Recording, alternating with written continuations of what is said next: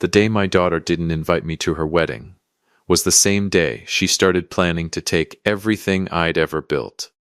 I want you to sit with that for a second. Not one thing. Everything. But I'm getting ahead of myself, because that's not even the most infuriating part of this story. The most infuriating part, the part that still makes me grip my coffee mug a little too tight, is that I almost didn't see it coming. My name is Scott Parrish. I'm 67 years old. I live in a modest townhouse apartment on Bellevue Avenue in Newport, a place I moved into after my wife passed because the big house was just too empty. But the crown jewel of my life's work was a $2.6 million beachfront estate 2 miles down Ocean Drive. I bought it in 1991 for what people today would call a miracle price, and it's where Riley grew up. I built my life here. I did it alone after my wife Karen passed. I raised Riley alone, fed her alone, went to every school play, every parent-teacher conference, every single thing, alone. And I want to be clear about something. I don't say that for sympathy. I say it so you understand what you owe me means coming from someone who grew up wanting for absolutely nothing. Welcome to Dad's Raw Revenge. Hit that like button. Drop a comment below letting me know where you're watching from. This story is going to take you somewhere.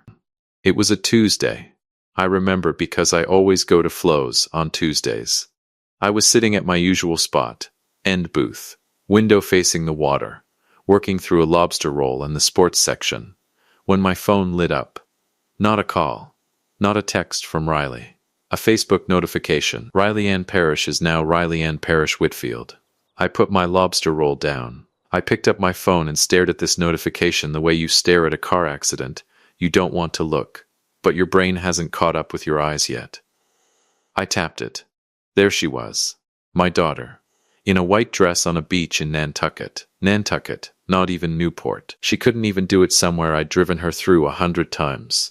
Laughing, holding a bouquet. Her new husband Bob grinning beside her like he'd just won something. 112 likes. 43 comments. 0 invitations sent to her father. She looks beautiful, I thought, and I hated myself for thinking it immediately. I set the phone face down on the table. I picked my lobster roll back up. I took a bite. It tasted like absolutely nothing. Here's what you need to understand about Riley and Bob. Riley I raised. Riley I know.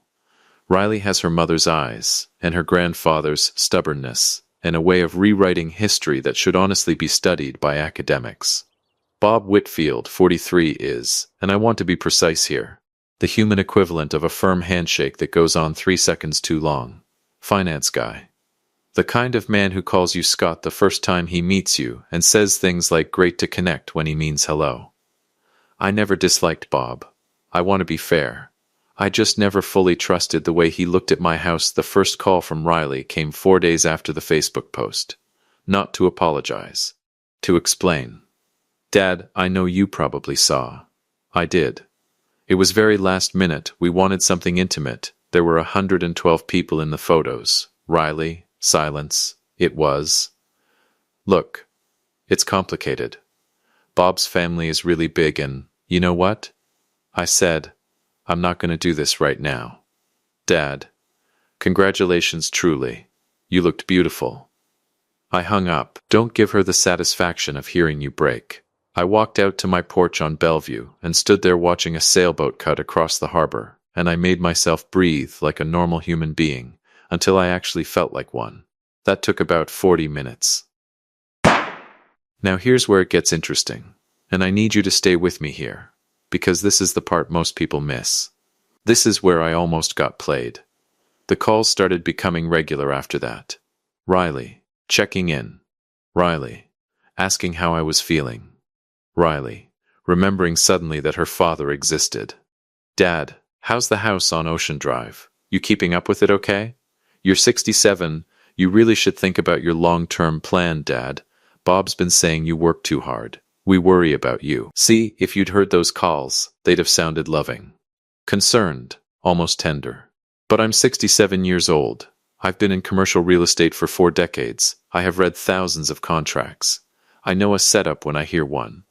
They're building something, I thought, every single time I hung up. This is a runway.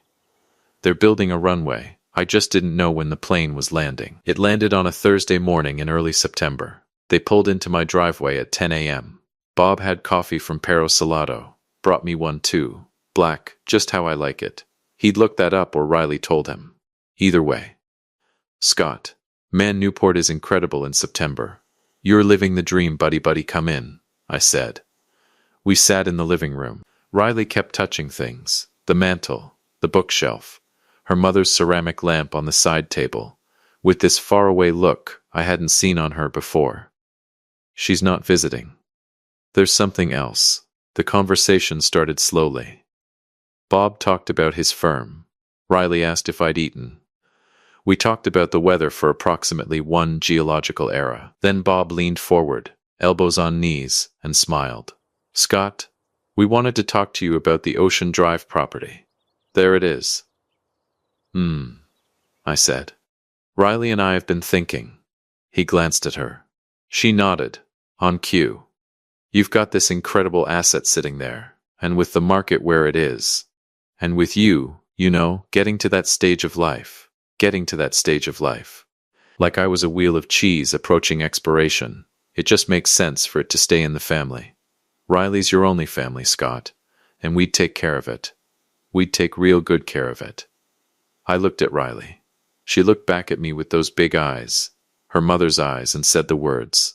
Quietly, rehearsed, like she'd been practicing on the way over. Dad, you owe me this. I'm your only family. It should come to us. The room went absolutely silent. The harbor wind tapped the window once.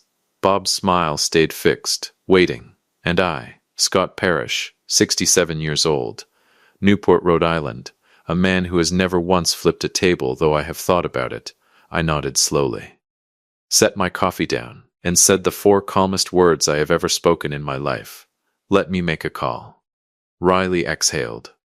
She actually exhaled, like she'd been holding her breath. She thinks she just won. I walked to my study, closed the door behind me, and stood there for a moment in the quiet. Then I picked up my phone and dialed a number I hadn't called in 8 months. William, I said, when he picked up. It's Scott. I need to see you. Today, if possible.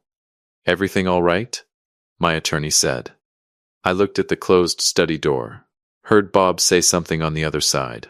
Heard Riley laugh. Easy. Relieved. Yeah. I said quietly. Everything's fine. But here's what Riley didn't know. She didn't know about the conversation I'd had 6 weeks ago. The one that changed everything. She didn't know about the phone call I'd already made. Before today. Before the rehearsed speech. She didn't know that I'd seen this coming. Since the Facebook post. And she absolutely, positively did not know what I'd already set in motion. But we're not at the detonation yet. Here's something nobody tells you about being a father. The moment you hold that baby, that tiny, screaming, completely helpless human being, you make a silent contract with the universe. You don't sign anything. Nobody witnesses it. But it's binding. More binding than anything William Reeves had ever drawn up in his 29 years of practicing law in Newport. The contract says, I will give this child everything I never had. I signed that contract in the delivery room of Newport Hospital on a February morning when Riley Ann Parrish came into the world weighing 6 pounds, 4 ounces. And somewhere along the way, I'm still not entirely sure when, Riley decided the contract only ran one direction. I drove to William's office the same Thursday Riley, and Bob sat in my living room, exhaling with relief. I was still holding Bob's coffee cup. I hadn't even finished it.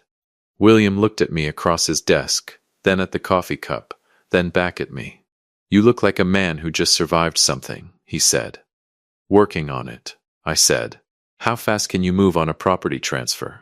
He leaned back, folded his hands. Depends on where it's going. Harbor Hope Children's Home. Over on Farewell Street. William didn't blink right away. He let the words settle like sediment. Scott, I've already talked to Director Edward Cole. He's expecting my call. When did you? 6 weeks ago, William. I started this the morning after I saw that Facebook post. Another silence. Tell me everything, he said. So I told him. I told him about the Facebook post, the wedding I found out through the notification, about the 4 days of silence, followed by Riley's phone calls that slowly, carefully, methodically started circling the Ocean Drive property like a hawk that thought it was being subtle. Bob's the architect, I said. Riley's the delivery system. She knows I won't say no to her face the way I'd say no to him. She knows I look at her and I see her mother. William nodded slowly. What are you feeling, Scott? Right now, honestly, I thought about that. Tired, I said. Not angry. Just tired and clear. I feel very clear. Clear how? Clear like I know exactly what I'm doing and exactly why. No fog. No second guessing. I paused. That scares you as my attorney? Little bit, William said, but he was already pulling out a legal pad. Now let me tell you about Harbor Hope. Because this isn't just where the house was going. This is where I came from. Not literally. I wasn't a ward of the state. But close enough that the distinction feels academic. My father, Frank Parrish, worked the docks in Providence his whole life. Good man. Quiet man.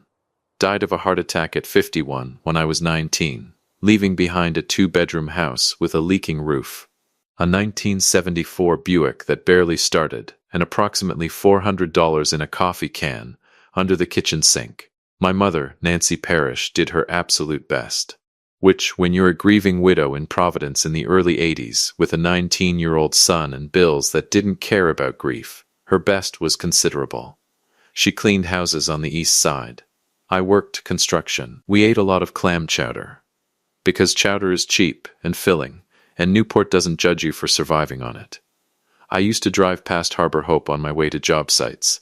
Big colonial building on Farewell Street, Newport. Kids playing in the yard behind a chain-link fence. I'd look at those kids and think, they don't have what I have. Even with everything I don't have, I have more than them. That thought never left me. In 1994, the year I closed on the Ocean Drive property, I wrote Harbor Hope a check for $3,000. Anonymous. I sat in my truck outside the post office on Broadway, and I thought about my mother's coffee can with $400 in it, and I thought, 3,000 is something. 3,000 might matter to somebody. It became an annual thing. The amounts changed as my situation changed. By 2010, I was giving $40,000 a year. Still anonymous. Karen knew. God, she's the one who reminded me every December. But nobody else did. Not even Riley. Especially not Riley. Because I didn't do it to be admired. I did it because I owed a debt to the universe for letting me survive my 20s with my dignity intact. And anonymous payments were the only honest way to pay it. Edward Cole is 61.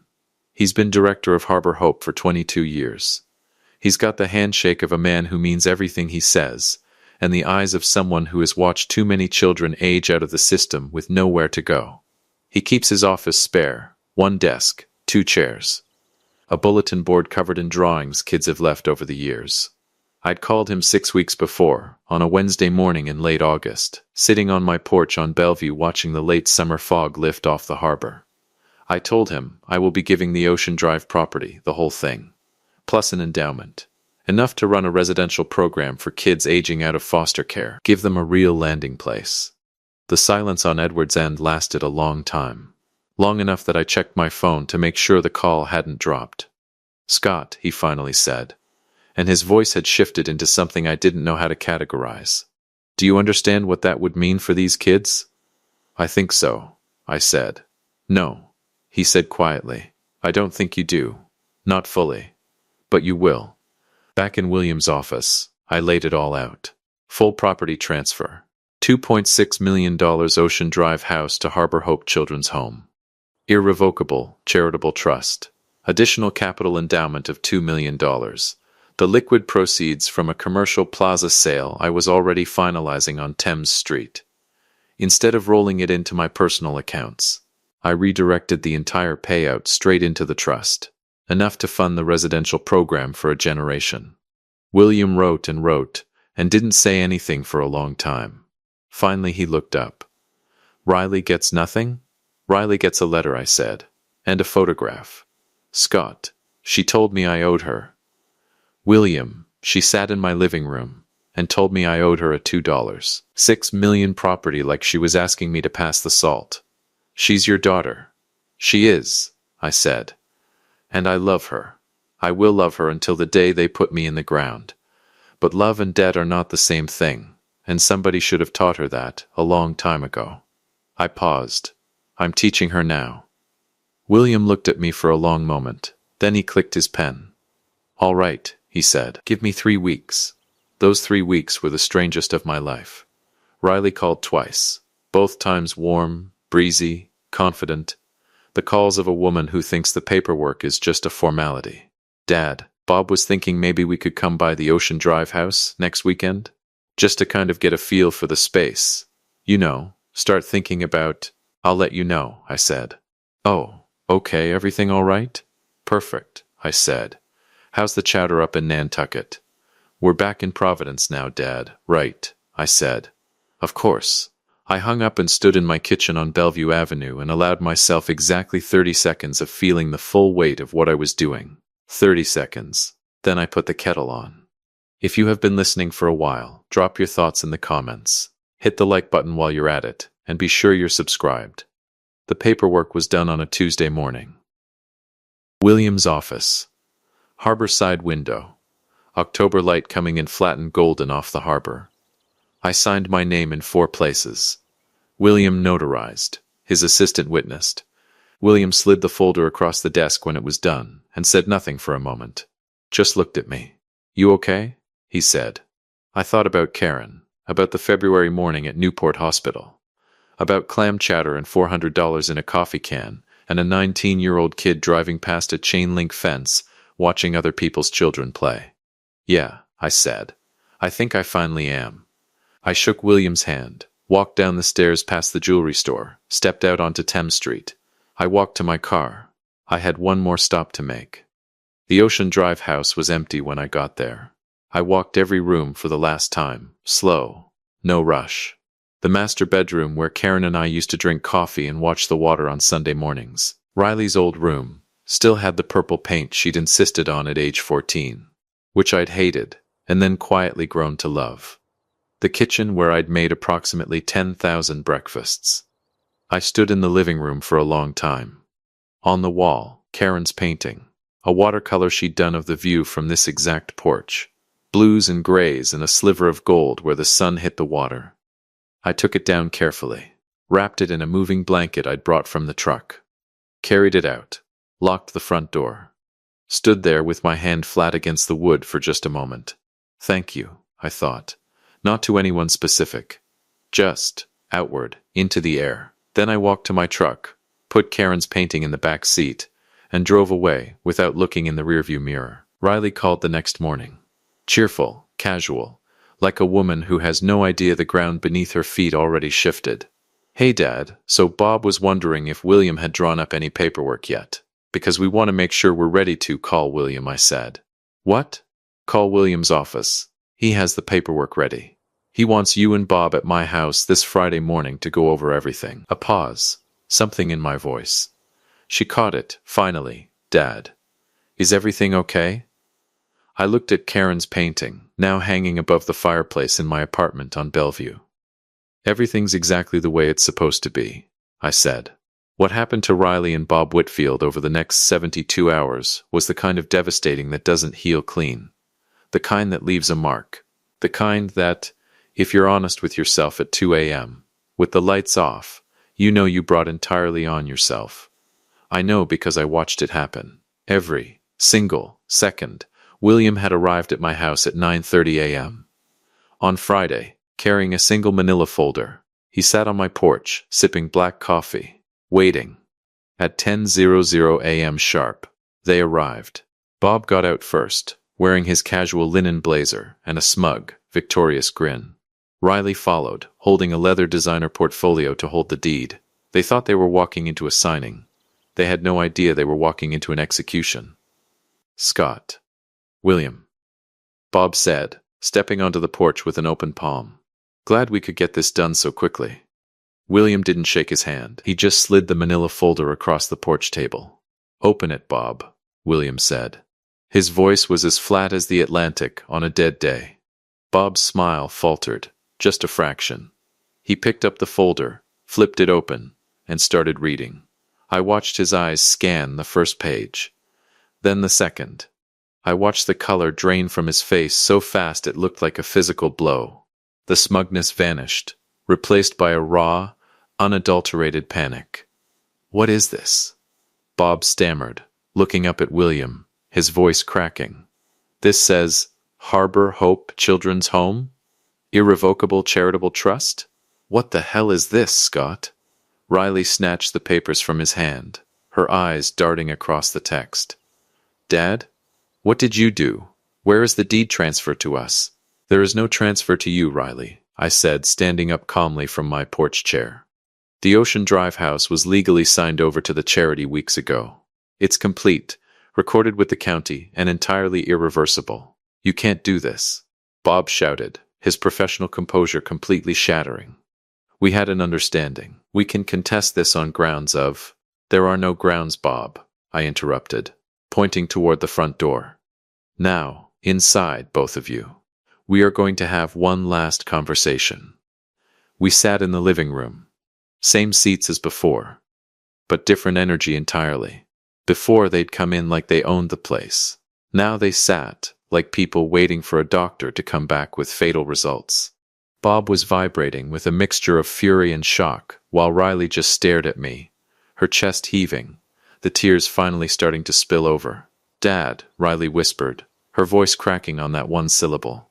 "Why?" And I will be honest with you, that crack almost got me. "Almost, hold," I told myself. "Hold, Riley," I said. "I need to show you something." I reached beside my chair and picked up the shoebox. "Bob," I said his name the way you say it to a dog that's about to knock something off a table. Quiet, final, there are no grounds. I was sound of mind, properly counseled, and acting within my complete legal rights as the sole owner of that property. You're not going to find a judge in Rhode Island who sees it differently. His jaw tightened. "We had an understanding. We had no such thing," I said. "We had a conversation in which your wife told me I owed her my house. Those are very different things." "Dad," Riley's voice cracked on that one syllable, "and I will be honest with you. That crack almost got me." "Almost, hold," I told myself. "Hold, Riley," I said. "I need to show you something." I reached beside my chair. I'd put it there before they arrived, because I knew they were coming, and I picked up the shoebox. Old Nike box. Edges soft with age. I'd had it since 1987. I set it on the coffee table between us. Riley looked at it. "What is that?" "Open it," I said. She looked at Bob. He shrugged, helpless, for possibly the first time in his adult life. She leaned forward and opened the box. Inside, a photograph, a bundle of receipts held with a rubber band, a folded Newport Daily News article from 1994, and an envelope with her name on it. She picked up the photograph first. It was me, 19 years old. Standing outside a job site in Providence in January. I know it was January, because you can see my breath.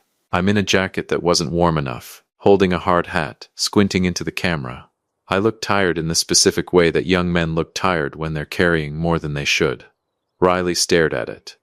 "I didn't have anything then," I said quietly. "Your grandfather had just died.